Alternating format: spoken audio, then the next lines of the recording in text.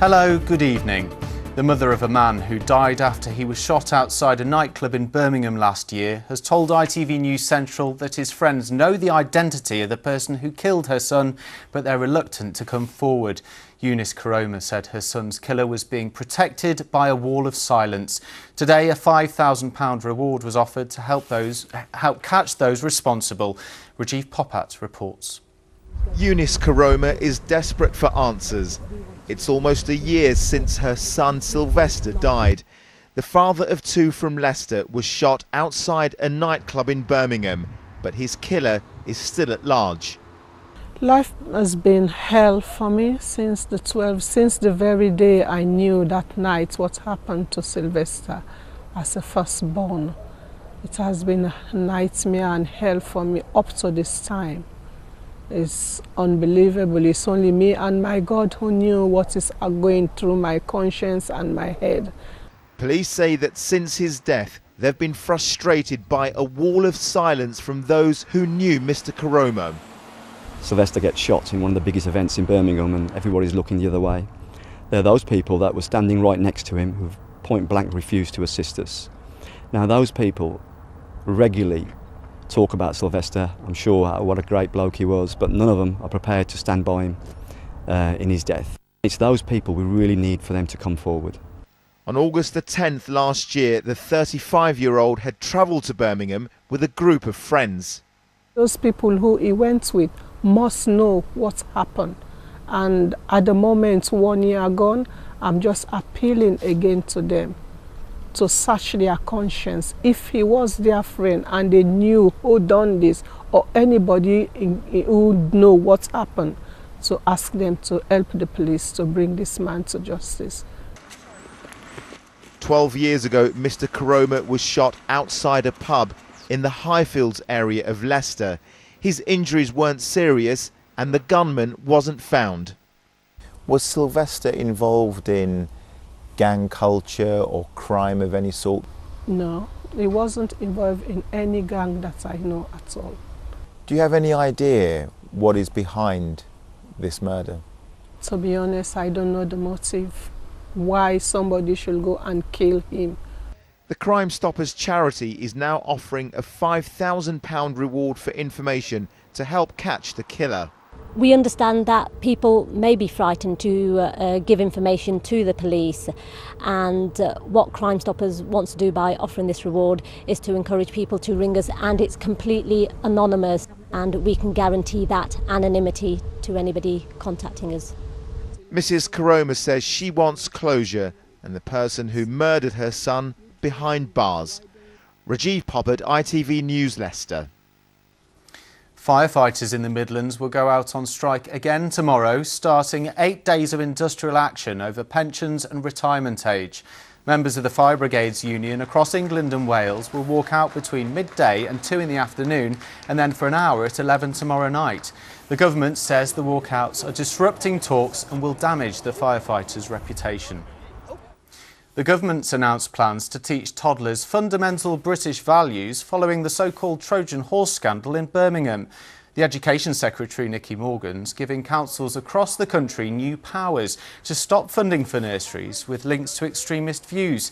The measures are being introduced after investigations found people with hardline Islamist views tried to take over schools in the city. The company which runs a local TV station in Birmingham, which was supposed to be launching this year, has gone into administration. City TV was set up 2 years ago as part of the government's plans to roll out local stations across the country, but it never started broadcasting. Administrators, who are now trying to find a buyer, say it doesn't have any studios or broadcast equipment.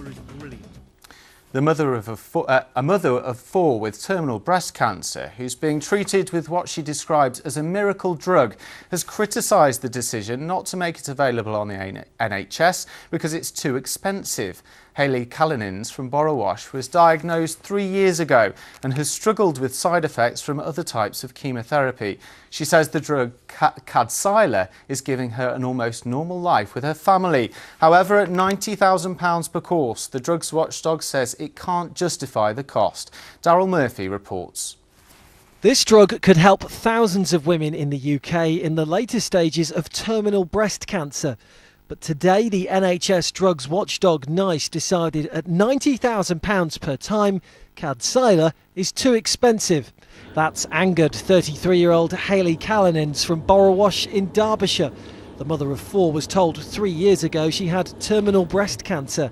After undergoing 4 gruelling types of chemotherapy, she tried Kadcyla.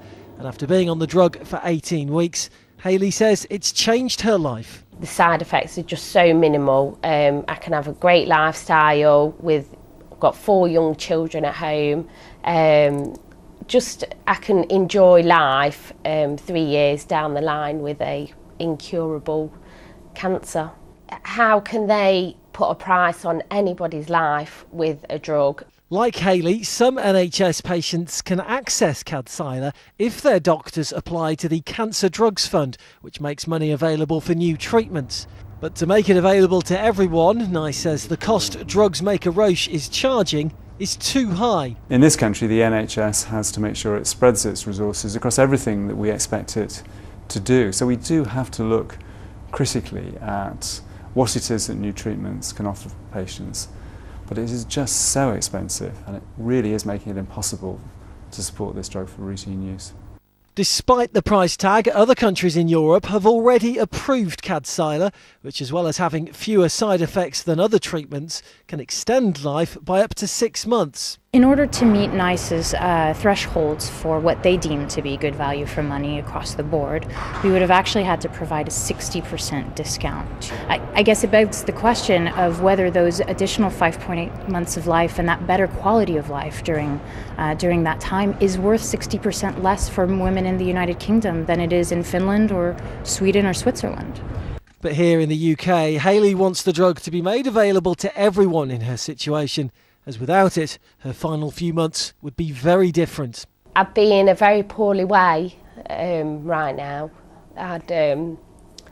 I'll be struggling to look after the kids. I'd be going through radiotherapy every single day for 5 continuous weeks, which in itself is tough going.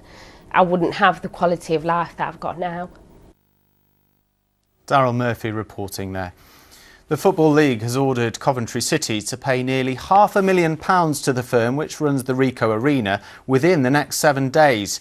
Stadium operators ACL had claimed they were still owed £600,000 after the Sky Blues went into administration and moved to Northampton last year. The club says it now wants to get down to the business of negotiating a return to the city. Ricoh bosses have said they won't hold talks until Coventry drops an outstanding legal challenge. Now to the story of the ultimate perfect match. A father from Birmingham owes his life to his girlfriend after she donated her kidney to him in May last year. Ben Foles, who's 29 and from Yardley, was diagnosed with chronic kidney disease after a routine checkup, and he was told he needed a kidney transplant. Remarkably, his girlfriend Jade Crawford, who's 27, turned out to be a suitable donor. It's unbelievable, really, and the fact that she'd done it. It's just like getting old Ben back before he was ill, even though we didn't know how ill he was. It was nice to just get back the Ben I met. I've missed him, but not realised. Well, this morning, Ben wanted to thank Jade in a very special way. There's something else very special that he'd like to ask you. Well, you know, mate.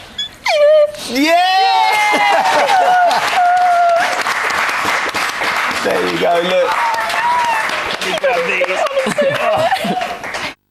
Well, the proposal took place in front of their children, 7-year-old Phoebe Jo and 4-year-old Molly, and of course the great British public. You can see that full interview on our website. That's at itv.com/central.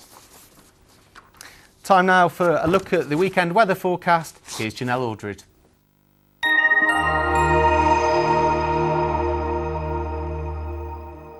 Hello, we're expecting all the showers of today to have completely cleared through, and we're expecting clearer spells up ahead and a fresher feeling night with a brighter start tomorrow.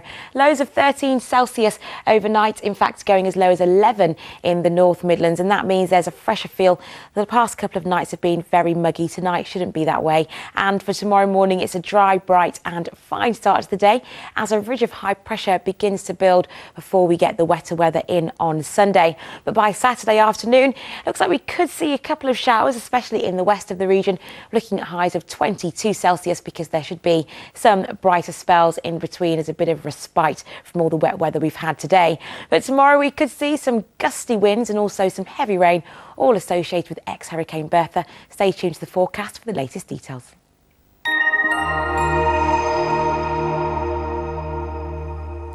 That's all we have time for tonight. We'll be back at 6:20 tomorrow evening. In the meantime, you can always check out our website. That's itv.com/central.